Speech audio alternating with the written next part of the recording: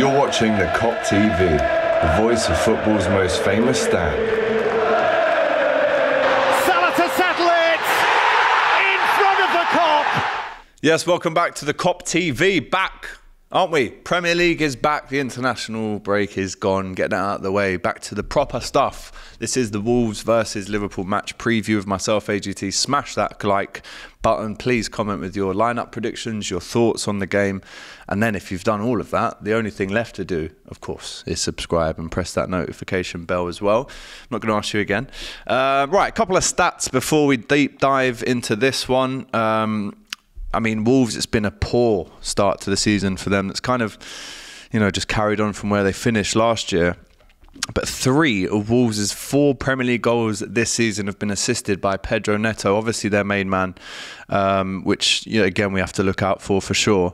Liverpool unbeaten in the last 15 Premier League games, winning 10, drawing 5. The longest ongoing run in the competition. It's their 5th separate run of 15-plus games without defeat since Jurgen Klopp took charge in October 2015, with only City having more such runs in that time, with 7. Interesting. Wolves have won just 2 of the last 37 Premier League games when they've conceded at least 1 goal. They're winless in the last 14 when failing to keep a clean sheet, losing 11 of those games. But Liverpool, as we know, as we spoke about on Hot Topics, if you watch that, Liverpool have won none. I'll say that one more time in various different languages. Liverpool have won 0. Nil point.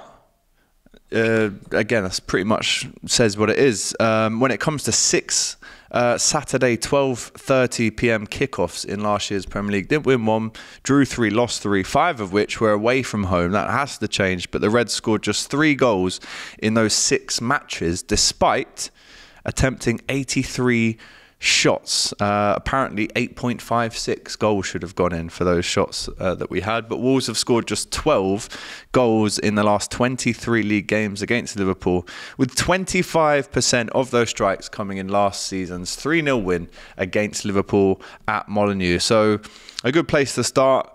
Revenge, really, isn't it? We got battered there last season, 3-0. It was probably the worst period that Klopp's been through as Liverpool manager. I remember playing them 3 times in 2 weeks.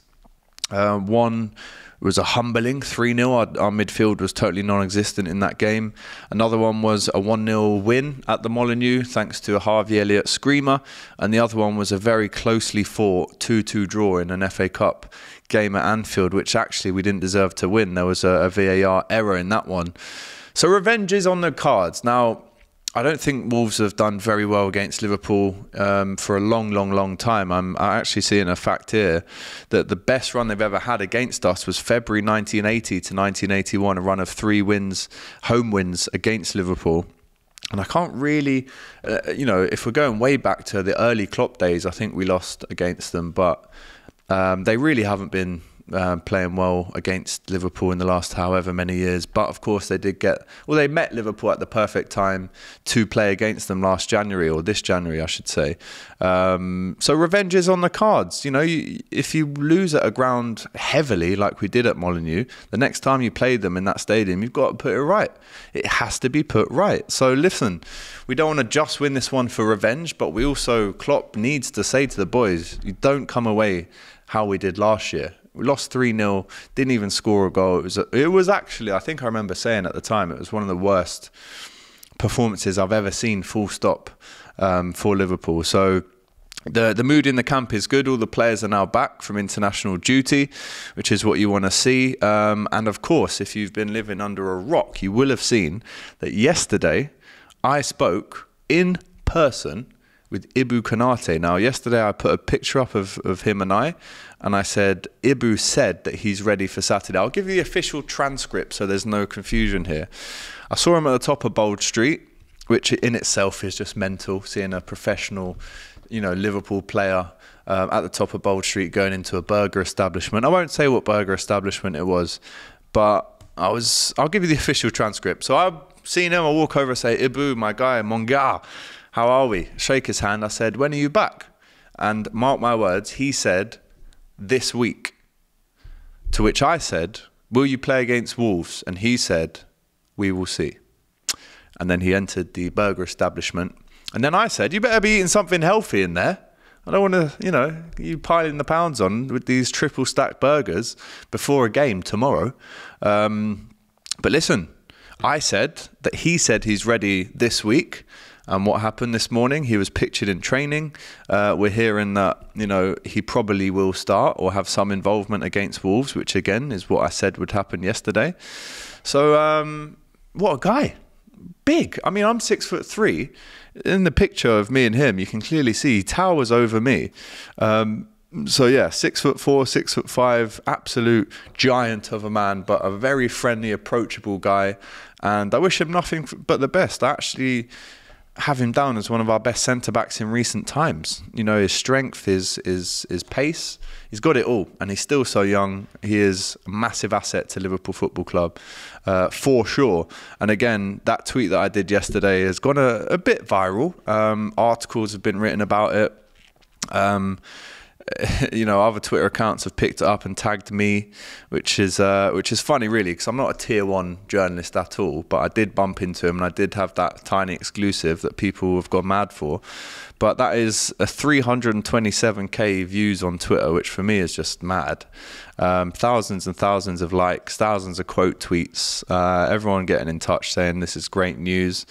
And then obviously today we're hearing that he probably will play against Wolves. So maybe listen to, all these people that say AGT with the fake stats.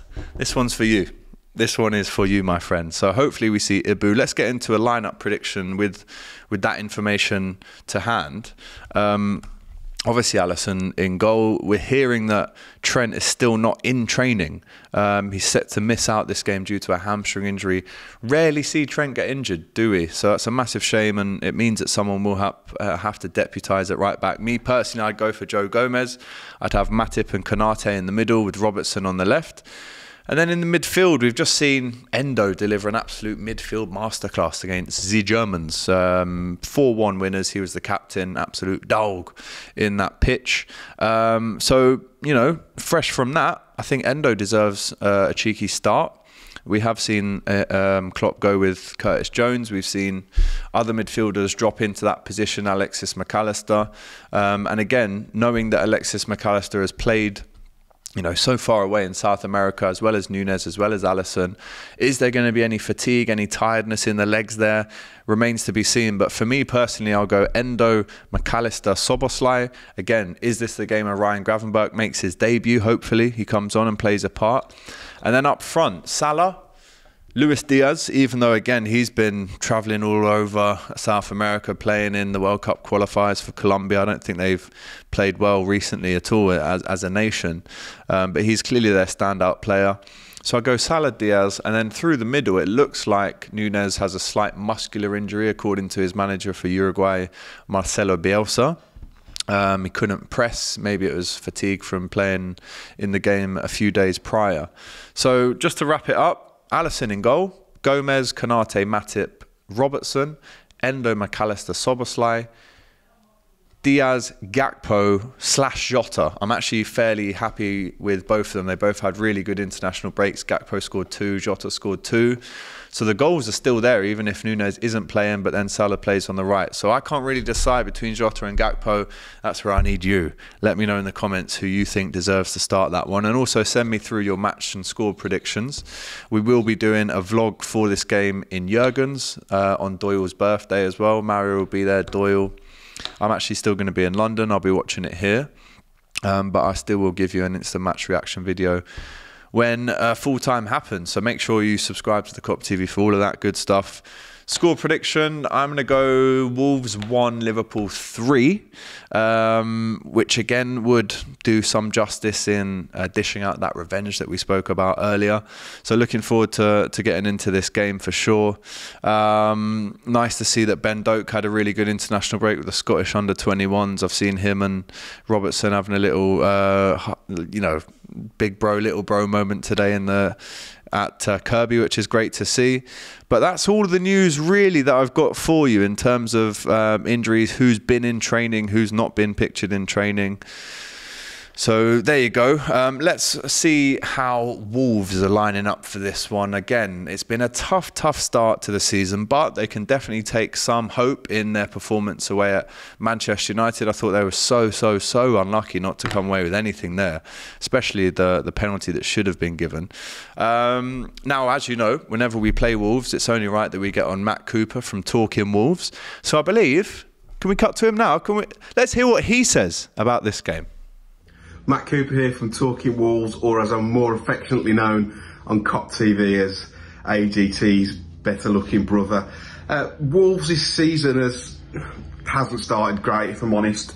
We obviously had the debacle throughout the summer with Lopetegui leaving, with him chucking his dolls out the pram, the club wanting to pull back spending, whatnot. It's been a mess. It's been quite hard to keep up with, but they've replaced him with Gary O'Neill, who, when I first caught wind of it, I was uninspired, to be honest. Wasn't really happy with the appointment. But his first game at Man United was, and I'm sure quite a lot of Liverpool fans have watched this too, but the performance against United first game of the season was outstanding. How we come away with that without winning the game or even getting a point out of the game with that, of course, that horrible decision with Onana at the end with the penalty. But apart from that, that's as good as it's got for us. We've managed to pick up one win against the blue half of Merseyside, which again is a given most seasons. But the style of play has been horrible. It's not good to watch. I just hope that he can. These 2 weeks we've had off, all week and a half with international football, we can start to do things better. But yeah, keep up the good work, AGT, mate. Make sure you keep following the Kop TV too. Hardest working man in the game at the minute, isn't he? So yeah. Looking forward to the game on Saturday and hopeful we can get through. Always good to hear from my bro Matt Cooper, telling everyone that he is the better looking version of me. Go with it, bro.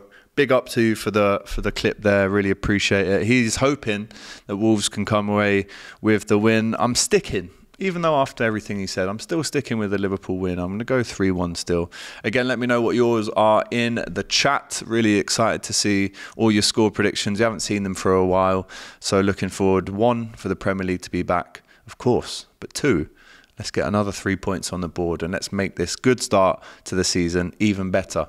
Right, I've been AGT. You've been watching the Kop TV.